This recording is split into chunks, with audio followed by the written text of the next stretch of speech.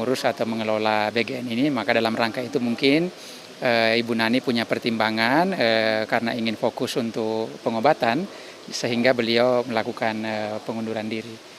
Oke, informasinya katanya Bu Nanik meskipun sudah tidak menjabat sebagai kepala BGN, mungkin nanti kan rencananya ada badan pengawasan untuk BGN sendiri dan diketuai oleh Bu Nanik. Sejauh ini sudah ada informasi sejauh itu?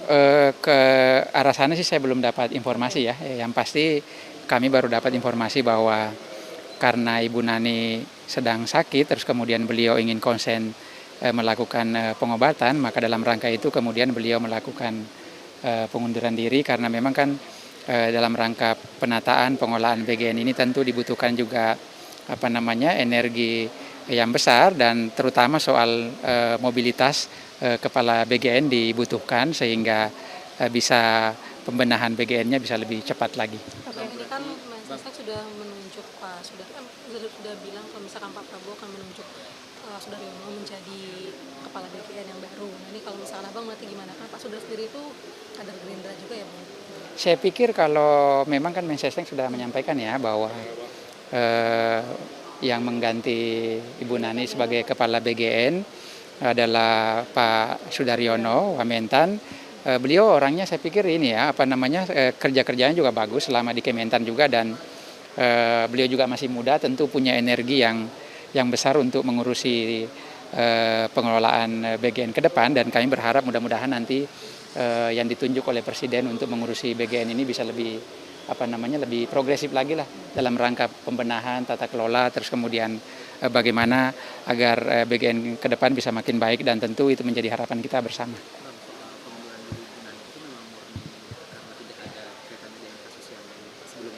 Sementara BGN atau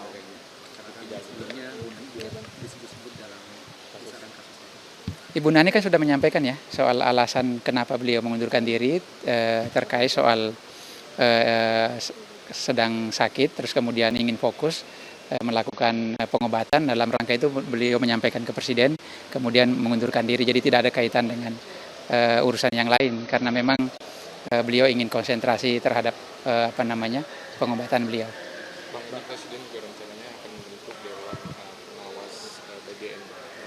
Seperti apa Bang? Apakah memang diperlukan Bang untuk mengawasi BGN? Iya, jika memang Presiden mau membentuk Dewan Pengawas dan menurut hemat kami itu bagus-bagus saja ya. Dalam rangka juga terus mengawasi kinerja dan progres pembenahan terhadap BGN itu sendiri dan kalau itu diperlukan menurut kami juga tidak ada masalah, itu sesuatu yang bagus lah. tapi nama-namanya untuk mengisi dewan itu apakah sudah ada? Termasuk tadi saya singgung mengenai nama Bu Nanik sendiri yang akan dipilih menjadi masuk dalam anggota dewan. Sampai sejauh ini sih kami belum dengar ini ya, belum dapat informasi terkait nama-nama ataupun usulan terkait soal Dewan Pengawas itu. Bang, soal yang PAW yang anggota ombudsman itu kalau sesuai urutan Bu Wahidah ya atau ada nama lain Bang? Terkait soal ombudsman itu di undang-undangnya tidak diatur soal nomor urut siapa yang akan menggantikan PAW. Jadi memang kami di Komisi 2 kemarin rapat kan harus ada dasar hukumnya. Kemudian kami cari tahu ternyata tidak ada yang satupun pasal yang mengatakan bahwa yang menggantikan PAW jika ada berhalangan tetap tidak ada satupun klausal yang mengatur soal nomor urut selanjutnya. Jadi belum ada nama atau sudah ada Bang?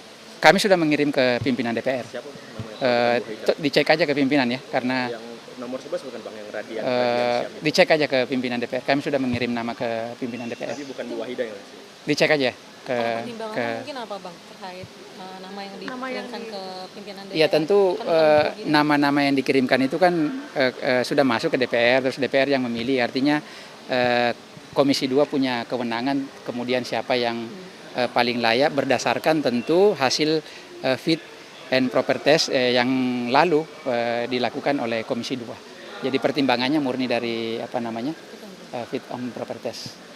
Cukup ya? Bang, soal ini Bang, kepala daerah kemarin Bupati Lombok Barat kan kena OTT, itu udah ke-11 kepala daerah yang kena OTT Bang. Kalau dari Abang, mungkin dari Komisi 2 melihat ini bagaimana nih Bang? Kalau terkait soal persoalan hukum, saya pikir itu pribadi yang bersangkutan lah ya. Kami nggak punya kewenangan di sana, tapi yang pasti bahwa kami terus meminta Kementerian Dalam Negeri yang selaku pembina kepala daerah untuk terus melakukan pembinaan terhadap para kepala daerah kita, dan Pak Prabowo selalu menyampaikan bahwa kita sebagai penyelenggara negara harus terus berkomitmen untuk bagaimana terus konsisten mengurusi persoalan-persoalan rakyat berkaitan dengan urusan-urusan yang lain, semestinya tidak dilakukan pelanggaran-pelanggaran.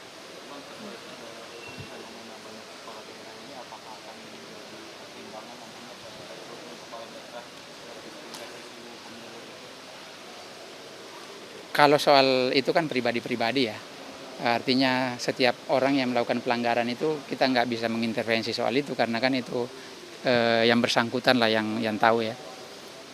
Cukup ya? Satu lagi Bang, soal BGN, pertimbangan Presiden menunjuk Mas Dar sebagai kepala BGN ini latar belakangnya di sini. Maju lagi Bang. Dia nggak punya soal gizi latar belakangnya. Tanya ke sana ya, kalau itu bukan kewenangan saya ya. Bang Batra ada lagi ya, Cukup. terakhir. Bang, terakhir, ini koalisi sipil membentuk kabinet bayangan yang menandingi kebijakan sekarang, dan jumlahnya ada di ramping, ini juga mengkritik terhadap kabinet sekarang yang mulai besar. Saya belum dapat informasi, belum update, belum dapat. Tanggapan Iya, awal saya nggak bisa mungkin berkomentar, ada. belum ada, saya belum tahu sama sekali. Cukup ya? Oke, Bang Batra, terima kasih.